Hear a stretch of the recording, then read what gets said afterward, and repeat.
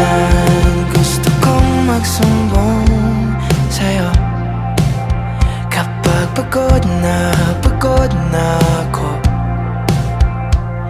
Tama pa bang init na yakap mo